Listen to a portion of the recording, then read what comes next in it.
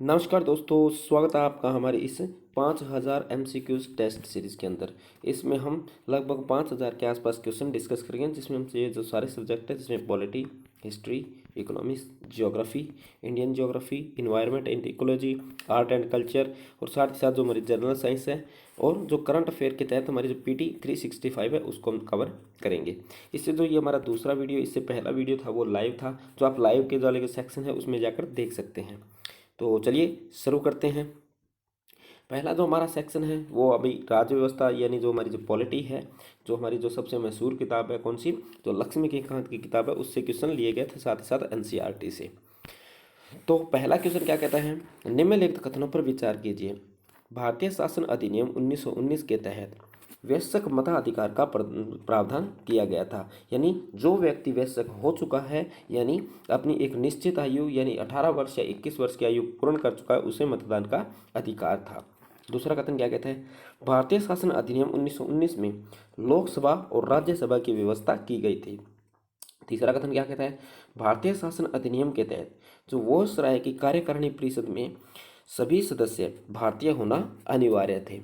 तो इसमें पूछा गया है कौन सा कथन गलत है, यानी ये नहीं पूछा गया कौन सा सही है, तो गलत पूछा गया। तो इसमें गलत कथन है हमारे पहला और तीसरा कथन इसके क्या है, गलत है। ठीक है, तो इस हिसाब से उत्तर होता है हमारा इसका सी। अगला क्वेश्चन क्या कहता है, साइमन कमीशन का भारतीयों द्वारा विरोध का मुख्य कारण क्या था। पहला कहता है भारत में शासन व्यवस्था की मनाही, समय पूर्व उसका गठन होना, या भारतीयों की सदस्यता की अनदेखी करना, या फिर सांप्रदायिकता व्यवस्था की बहाली को समर्थन देना। तो इसका जो सही आंसर है वह है आंसर नंबर सी, क्योंकि साइमन कमीशन के अंदर कोई भी भारतीय इसके अंदर शामिल नहीं था, जिसकी वजह से इसका इन्होंने क्या किया था, विरोध किया था। अगला कथन कहते हैं, यरवदा जेल में महात्मा गांधी का अनशन का मुख्य कारण था। कौन सा कारण था मंत्र का, पहला तो साइमन कमीशन का विरोध, या भगत सिंह को फांसी की सजा दिया जाना, या सांप्रदायिकता की व्यवस्था करना, या वृद्धि करना जो व्यवस्था थी, या पूना समझौता की विफलता। इसका जो सही आंसर है वह भी है हमारा क्या आंसर सी, यानी इसके अंदर क्या था, जो सांप्रदायिकता अंग्रेजों ने क्या था कि सांप्रदायिक तौर पर आरक्षण दे दिया था चुनाव के अंदर, जिसका क्या कर रहे थे, महात्मा गांधी जी विरोध कर रहे थे, और उसी पक्ष में महात्मा गांधी और डॉक्टर भीमराव अंबेडकर के मध्य में ये पूना समझौता हुआ था। ठीक है, चलिए नेक्स्ट क्वेश्चन पर। अगला क्वेश्चन क्या कहता है, भारतीय शासन अधिनियम 1935 के बारे में निम्नलिखित कथनों पर विचार कीजिए। पहला कथन क्या कहता है, संघ लोक सेवा आयोग का गठन करना। दूसरा कथन कहता है केंद्रीय प्रांतीय शक्ति का विभाजन करना। तीसरा कहता है स्थानीय प्रशासन का शुभारंभ करना, और प्रत्येक नागरिक को वैश्विक अधिकार का मताधिकार प्राप्त करना।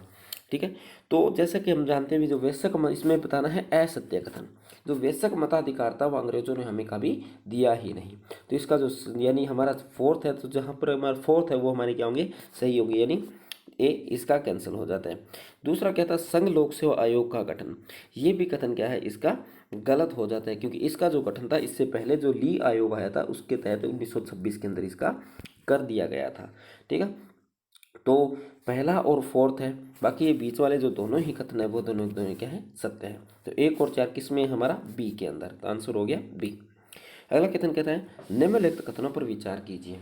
चुनाव आयोग, भारतीय रिजर्व बैंक, संयुक्त लोक सेवा आयोग और संघीय न्यायालय, निम्न में से कौन भारतीय शासन अधिनियम 1935 द्वारा गठित किए गए थे। ठीक है, तो इनमें से कौन कौन सी संस्थाएं जो इस शासन के तहत गठित की गई थी, ये थी हमारी जो तीसरी दो लास्ट वाली तीन है। जो चुनाव आयोग था ये हमने स्वतंत्रता के बाद इसका गठन किया था, जबकि भारतीय रिजर्व बैंक, जो संयुक्त लोक सेवा आयोग था, और साथ ही साथ जो संघीय न्यायालय थी, इनकी व्यवस्था हमने कब कर दी थी, ये जो हमारा शासन अधिनियम 1935 का आया था उसके अंदर हमने गठन कर दी थी। तो आंसर हो गया इसका सी। अगला क्वेश्चन क्या कहता है, भारतीय शासन अधिनियम 1947 के बारे में निम्नलिखित कथनों पर विचार कीजिए। ब्रिटिश सरकार की गैर हस्तक्षेप के गवर्नर जनरल की नियुक्ति, यानी इसमें क्या कहता है, जो ब्रिटिश सरकार की कोई हस्तक्षेप नहीं होगी और आप गवर्नर जनरल की क्या कर सकते हैं, नियुक्ति कर सकते हैं। दूसरा कथन कहता है भारतीय सचिव का जो पद था उसको समाप्त कर दिया था। तीसरा कथन कहता है भारतीय रियासतों को संप्रभुता का भी प्रावधान करना था। तो पूछा गया इसमें सही कथन, तो इसका जो सही है, इसके तीनों ही के तीनों कथन क्या हैं, सही है। तो भारतीय शासन अधिनियम जो 1947 का आया था, ये तीनों की तीनों चीज़ें इसके अंदर समाहित की गई थी। अगला क्वेश्चन है, इनको सम्मिलित करना है, यानी इसके विभाग के अनुसार उस व्यक्ति को कौन सा विभाग दिया गया था, ये चीज़ क्या करनी है, इसके अंदर सम्मिलित करनी है। तो सबसे पहला है जो जवाहरलाल नेहरू थे, तो उनके पास कौन सा विभाग था, तो उनके पास हमारा था जो विदेशी मामले का जो विभाग था, वो किसके पास था, हमारे जवाहरलाल नेहरू के पास था। दूसरा है सरदार वल्लभ भाई पटेल के पास कौन सा था, वह सूचना और प्रसारण ही इनके पास है विभाग था। जो जॉन मिथाई थे, उनके पास कौन सा था, ये था उद्योग और नागरिकता, और ये कब था, जब हमारी अंतरिम सरकार थी तब, ठीक है। और जब हमारी जो हम कहते हैं जो कहीं के जो स्वतंत्र भारत की जो मंत्रिमंडल बनाई थी, उसके अंदर इसका अलग हो जाता था। अगला कथन कहता है जो CVH भाभा थे, वो कौन से थे, ऊर्जा विभाग से संबंधित थे। तो ये हमारा किस में मिलता है, ए का तीन हमारा मिलता है ए, बी और डी के अंदर, यानी ए और बी से कैंसिल हो जाएगा, ए और सी। दूसरा है हमारा बी का दो किसके अंदर मिलता है, हमारा ये डी के अंदर, तो इसका सही आंसर हो गया डी। अगला क्वेश्चन वही है, भी स्वतंत्र भारत में पहला मंत्रिमंडल को सही तरह चुने, यानी किए से बचाते हैं भी उसका सही सम्मिलित करना है हमें उनका। तो जो डॉक्टर राजेंद्र प्रसाद थे, उनके पास था खाद्य एवं कृषि विभाग था, और जगजीवन राम थे, उनके पास कौन था, श्रम विभाग था। दूसरा है जो राजकुमारी अमृता कौर थी, उनके पास कौन था, स्वास्थ्य विभाग था। और जो जॉन मिथाई था, जिनको पहले कौन सा दिया गया था, ये जो जॉन मिथाई को हमने दिया था, जो उद्योग एवं नागरिकता आपूर्ति विभाग था, स्वतंत्र सरकार के हमने उनको कौन सा, रेलवे विभाग उनको दे दिया था। तो ए का बी डी दूसरा किसके अंदर है, तो ये केवल और केवल कौन सा आंसर है इसका, सी। अगला है अगस्त प्रस्ताव की घोषणा निम्न में से किसके द्वारा की गई थी, तो ये क्वेश्चन काफ़ी बार रिपीट भी हो चुका है, तो इसका जो सही आंसर है वह कौन सा है, जवाहरलाल नेहरू। अगला कथन क्या कहता है, क्रिप्स योजना के बारे में निम्नलिखित कथनों पर विचार कीजिए। क्रिप्स योजना का गठन अगस्त प्रस्ताव के उपलक्ष्य में किया गया, ठीक है। दूसरा कथन कहता है क्रिप्स योजना मुस्लिम लीग द्वारा भारी मतों से स्वीकार की गई थी।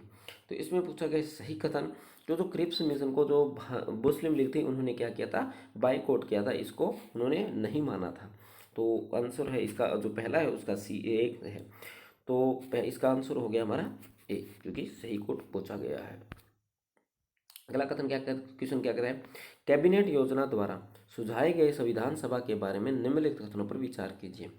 पहला कथन कहता है संविधान सभा का गठन वयस्क मताधिकार द्वारा किया गया था। दूसरा कथन कहता है ब्रिटिश प्रांतों को आवंटित सीटों का निर्धारण जनसंख्या के अनुपात के आधार पर किया गया था। तीसरा कथन कहता है महात्मा गांधी द्वारा इस संविधान सभा में उपस्थिति दर्ज की गई थी, किसके द्वारा इसमें उपस्थिति दर्ज की गई थी, किसके अंदर, कैबिनेट योजना के अंदर दर्ज नहीं की गई थी, सॉरी। इसमें महिलाओं का प्रमुख प्रतिनिधित्व हो रहा था, यानी किसने अंदर, महिलाओं ने इसके अंदर क्या लिया था, भाग लिया था। तो पूछा गया हमसे इससे सही कोट, तो हमारा जो पहला जो कोट है वो गलत हो जाता है। जो संविधान सभा की जो चुनाव हुआ था वो भी वयस्क मताधिकार द्वारा नहीं हुआ था, ये कहीं ना कहीं जो हमारी जो ब्रिटिश सरकार थी उनके द्वारा इनका चुनाव किया गया था, जिसके तौर पर हमारी जो संविधान सभा है उसकी आलोचना भी की जाती है। तो बाकी तीनों के तीनों कथन क्या हैं, इसके सत्य हैं। तो इसका 2, 3 और 4 हमारा भी इसका आंसर हो गया।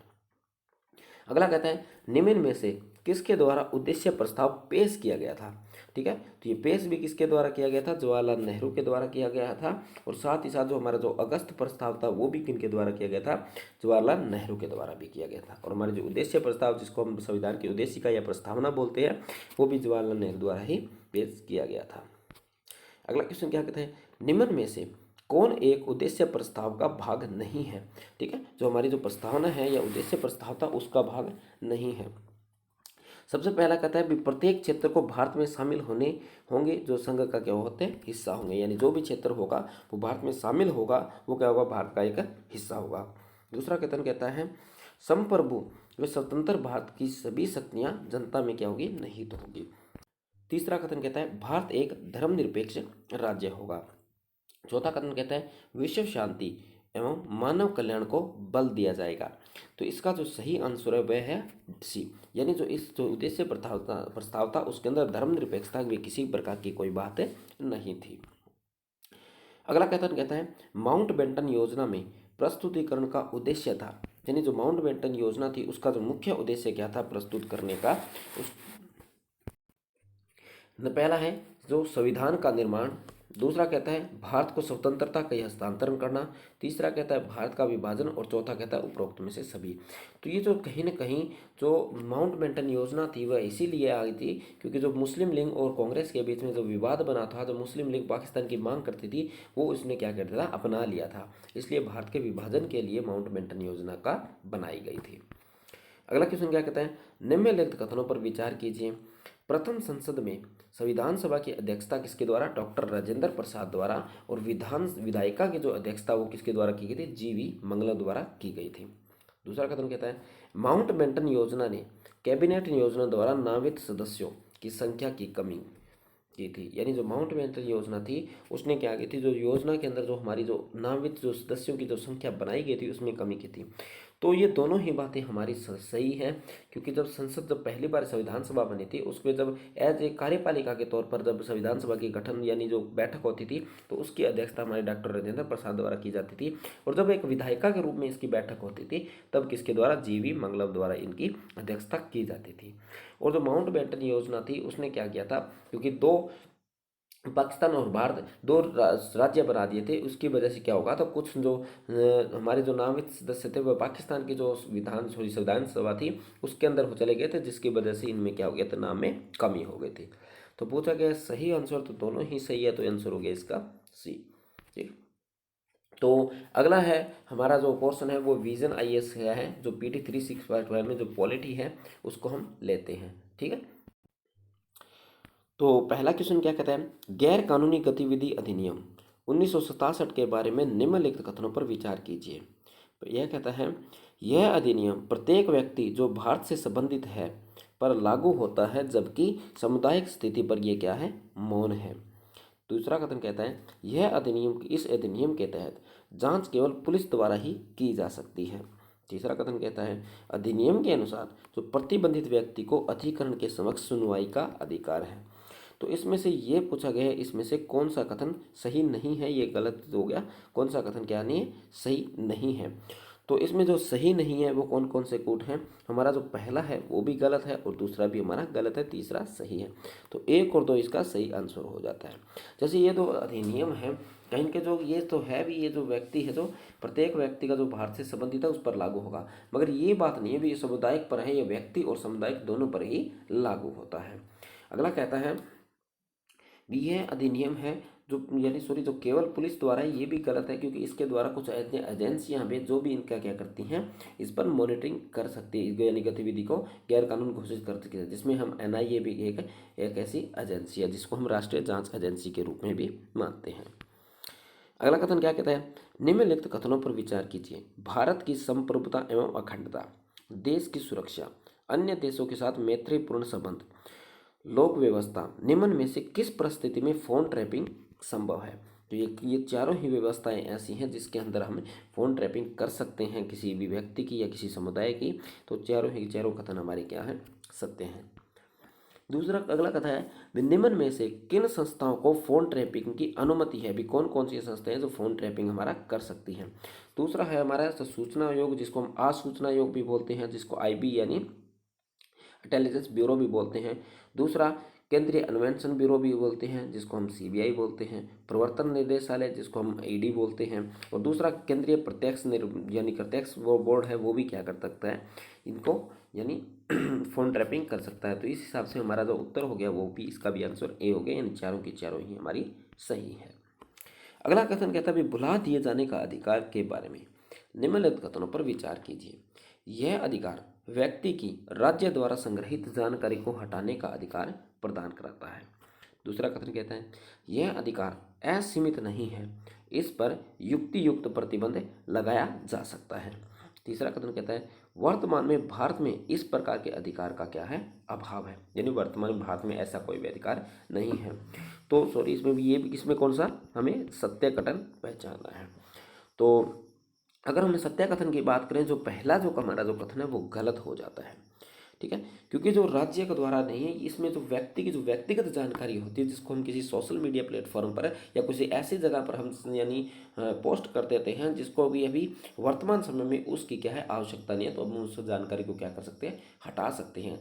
मगर ये जो अधिकार है असीमित तौर पर हमें नहीं दिया गया है, ऐसा नहीं है भी कोई अब अगर विशेष परिस्थिति हो तो उसके अंदर इस पर प्रतिबंध भी लगाया जा सकता है। और वर्तमान में भारत में ऐसी कोई भी परिस्थिति नहीं है या जिसमें हम इस प्रकार का अधिकार दें, ठीक है। जबकि ये जो अधिकार है जो ब्रिटेन है या यूरोप है, इन देशों में कहीं जगह पर ये अधिकार है वह लागू है, ठीक है। तो हमारा पूछा गया सही कथन पूछे गए इसमें, तो सही कथन कौन सा, दूसरा, और तीसरा कथन इसका सत्य है, तो आंसर हो गया हमारा इसका सी, ठीक। अगला कथन क्या कहता है, निम्नलिखित कथनों पर विचार कीजिए। भारतीय संविधान भाषाई अल्पसंख्यक की व्यवस्था करता है। दूसरा कथन कहता है कि भारतीय संविधान अल्पसंख्यकों के शब्द को क्या करता है, परिभाषित करता है या प्रभावित, सॉरी, अल्पसंख्यक शब्द को परिभाषित करता है, ये प्रभावित लिखा गया, ठीक है। तो इसका जो पूछा गया हमसे सही कथन इसमें से कौन सा है, इसका जो सही कथन है वो है केवल और केवल एक, क्योंकि जो भारतीय संविधान का जो आर्टिकल नंबर 350A है, सॉरी बी, तो ये जो आर्टिकल है ये क्या करता है, जो भाषाई अल्पसंख्यक है उनकी व्यवस्था करता है, जिसको संवैधानिक व्यवस्था करता है। जबकि जो अल्पसंख्यक शब्द होगा क्या, इसको संविधान में परिभाषित नहीं किया गया है। तो पूछा गया सही कथन, तो सही केवल और केवल कौन सा है, ए, ठीक। अगला क्वेश्चन कहता है हाल ही में चर्चा में रही सरना निम्न में से क्या है। यह जो सरना है वो एक प्रकार की जनजातीय समुदाय है, जो कि कहाँ पर में, हमारा जो झारखंड है, जो हमारी जो उड़ीसा है, जो असम है, ठीक है, उसके बाद में जो हमारा जो उस इनके इसके आसपास के जो 5 राज्य हैं उसमें क्या करती हैं ये जो जनजाति है वह रहती हैं। और उसकी विशेषता यह भी, ये क्या करती है, जो हमारी जो प्रकृति होती है उसकी क्या करती है, ये पूजा करती है, ठीक है, इसलिए ये क्या थी, चर्चा में थी। अगला कथन क्या कहता है, अनुच्छेद 142 निम्न में से किससे संबंधित है। ये 142 जो अनुच्छेद है वो काफ़ी न्यूज़ में रहता है, तो इस पर क्वेश्चन बन सकता है भी ये जो है किससे संबंधित। तो ये क्या है, हमारे जो सर्वोच्च न्यायालय है या हमारी जो सुप्रीम कोर्ट है उसके कुछ विशेष अधिकारों से संबंधित है ये, यानी जो आर्टिकल 142। कई बार क्या करता है सुप्रीम कोर्ट अनुच्छेद 142 का उपयोग करते हुए कुछ ऐसी यानी निर्णय जारी करता है जो कि वर्तमान समय में संसद उस पर कानून नहीं बना होता है। जैसे 3 तलाक का मुद्दा था, उस पर भी क्या किया था, अनुच्छेद 142 के तहत सुप्रीम कोर्ट ने तत्काल तौर पर उसको प्रभाव से हटाया था। तो इसी अनुच्छेद का क्या कहते हैं उन्होंने पालन किया था। तो इसका जो सही आंसर है ये हो गया सी, यानी सर्वोच्च न्यायालय के आदेश का प्रवर्तन। अगला कथन कहता है, सॉरी क्वेश्चन कहता है निम्नलिखित कथनों पर विचार कीजिए। राष्ट्रपति के कार्यकाल से पूर्व राष्ट्रपति के यानी पूर्व राष्ट्रपति के चुनाव होना आवश्यक है। यानी क्या है भी, जब राष्ट्रपति का जो काल है उसका पूरे होने से पहले यानी पूरा होने से पहले नए राष्ट्रपति का चुनाव करवाना आवश्यक है।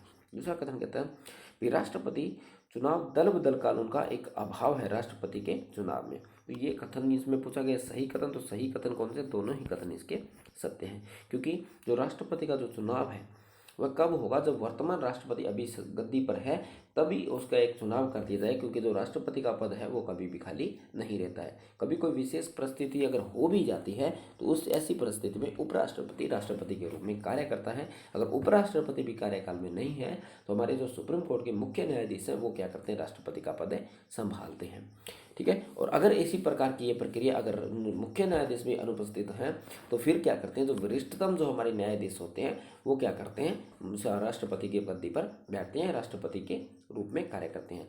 अगर इस प्रकार से ये सिलसिला चला जाता है, यानी जो हमारे जो जितने भी 31 जो न्यायाधीश हैं वहाँ तक ये सिलसिला चल सकता है।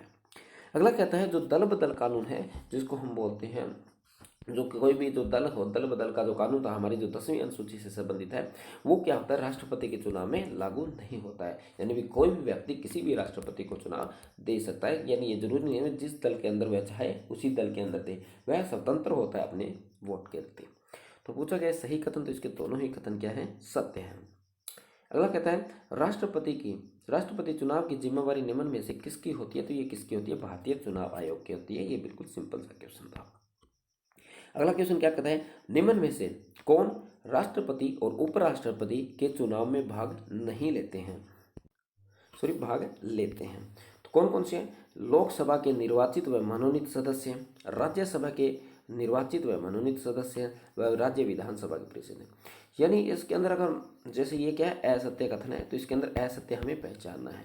तो इसके अंदर ये जो तीनों के तीनों हैं वो राष्ट्रपति, यानी जो कई तो ऐसे हैं जैसे ये वाला है, इसमें जो लोकसभा के जो निर्वाचित व मनोनीत सदस्य हैं वह राष्ट्रपति के चुनाव में तो भाग लेते हैं, मगर यानी जो उपराष्ट्रपति के जो चुनाव होता है उसमें तो भाग लेते हैं, मगर राष्ट्रपति के चुनाव में भाग नहीं लेते हैं। दूसरे जो राज्यसभा के जो निर्वाचित व मनोनीत सदस्य हैं वह भी क्या करते हैं, भी मनोनीत सदस्य को छोड़ जो उपराष्ट्रपति के चुनाव में तो भाग लेते हैं, और राज्य विधानसभा के जो है वो किसी भी चुनाव के अंदर नहीं क्या लेते हैं, भाग नहीं लेते हैं। तो तीनों ही कथन इसके गलत हैं या सत्य हैं, तो आंसर हो गया इसका डी।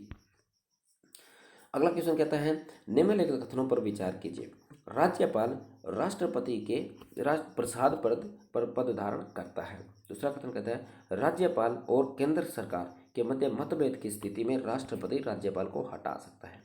तो इसका जो पहला कथन है वो तो क्या है, सत्य है, यानी इसको पूछा गया सत्य कथन। सॉरी, ये पूरे के अंदर मिस्टेक है, यानी कॉपी पेस्ट में मिस्टेक हो जाती है। तो पहला जो कथन है वो तो है इसका सत्य है। दूसरा कथन कहता है भी राज्यपाल है, अगर राज्यपाल और केंद्र सरकार के मध्य में किसी प्रकार का विवाद होता है तो राष्ट्रपति क्या राज्यपाल को हटा सकता है। तो ये कथन गलत है, क्योंकि ऐसी कोई भी व्यवस्था हमारे संविधान के अंदर या हमारी परंपराओं के अंदर या किसी रूल के अंदर ऐसी व्यवस्था नहीं है। पूछा गया है सत्य है, तो सत्य कथन कौन सा है हमारा, इसका ए। अगला कहता है राज्यपाल की समाधान की शक्ति राष्ट्रपति से भिन्न है। किस प्रकार से भिन्न है, जैसे मृत्युदंड के मामले में, कोर्ट मार्शल के मामले में, और दंड या सजा के लघुकरण के मामले में। तो इसका जो पूछा गया है हमसे सत्य कथन पूछा गया है। सॉरी, ये सभी के अंदर ऐसी मिस्टेक हुई है। तो इसके जो सही कथन है वो क्या है, इसका केवल 1 और 2। यानी जो मृत्युदंड के मामले में जो शक्ति है उसमें क्या होता है, जो राज्यपाल होता है वो क्या करता है, मृत्युदंड को माफ नहीं कर सकता है, जबकि लघुकरण उसको कर सकता है, उसका थोड़ा कम कर सकता है। मगर क्या होता है, राष्ट्रपति क्या कर सकता है, मृत्युदंड को पूर्णतः माफ कर सकता है। और कोर्ट मार्शल के तौर पर राष्ट्रपति को ये शक्ति है भी वह उसको माफ़ी दे दे, मगर राज्यपाल को किसी भी प्रकार की शक्ति इसके अंदर नहीं है। और सजा और दंड जो लघुकरण के मामले में अगर बात की जाए तो ये दोनों को ये शक्तियाँ क्या हैं, पर्याप्त है। ठीक है, और पूछा गया हमसे भिन्न, तो आंसर होगा हमारा 1। ठीक है, 1 और 2। अगला क्वेश्चन कहता है राष्ट्रपति द्वारा प्रदान समाधान की शक्ति में परिविलंबन का अर्थ क्या है। ठीक है, तो इसका जो परिलंबन का जो अर्थ है वो क्या भी दंड है, जो हमारा जो अस्थायी अवधि के लिए टाल दिया जाता है। ठीक है, जो अस्थायी रूप में अगर किसी दंड को टाल दिया जाता है तो उसको हम क्या कहते हैं, परिलंबन कहते हैं। ठीक, अगला क्वेश्चन क्या कहता है निम्नलिखित कथनों पर विचार कीजिए। लोकपाल और लोकायुक्त दोनों ही सांविधिक निकाय यानी स्टैट्यूटरी बॉडी हैं। अगला कहता है लोकायुक्त का गठन करने वाला महाराष्ट्र है, वो देश का प्रथम राज्य है। तीसरा कथन कहता है लोकपाल और लोकायुक्त की नियुक्ति कौन करती है, राष्ट्रपति द्वारा की जाती है। तो इसमें भी हमें सत्य कथन बताना है। तो इसका जो सत्य कथन है वो कौन सा है, पहला और दूसरा। तो तीसरा कथन है वो गलत है, क्योंकि जो लोकायुक्त की नियुक्ति है वह राज्यपाल द्वारा की जाती है। तो जो कि ये दोनों के दोनों क्या है, स्टैट्यूटरी राज्य, और महाराष्ट्र इसको करने वाला पहला राज्य है। तो पूछा गया सही, तो सही कौन सा है, इसका ए। अगला क्वेश्चन क्या कहता है लोकपाल की नियुक्ति हेतु चयन समिति में शामिल होंगे। जो लोकपाल के जो चयन के लिए एक समिति बनाई जाएगी उसमें कौन कौन शामिल होंगे, प्रधानमंत्री, राज्यसभा के सभापति, विपक्ष का नेता और मुख्य न्यायाधीश, भारत के जो मुख्य न्यायाधीश होते हैं। तो इसमें पूछा गया सही कूट की बात कही है। तो इसमें क्या होता है, जो राज्यसभा के सभापति या उपराष्ट्रपति शामिल नहीं होते हैं, जबकि इसमें जो हमारे जो लोकसभा के जो अध्यक्ष होते हैं वो इसके अंदर क्या होते हैं, शामिल होते हैं। तो दूसरा गलत होता है, तो दूसरा गलत होने से हमारा आंसर हो जाता है सी। ठीक, तो आज की वीडियो में इतना ही। अगर आपके लिए वीडियो हेल्पफुल होती है तो आप चैनल को सब्सक्राइब कर सकते हैं। साथ ही साथ आप मेरे को कमेंट बॉक्स में लिख के बताएं जी वीडियो लाइव हो या रिकॉर्डेड हो। ठीक है, तो चलिए मिलते हैं नेक्स्ट वीडियो में।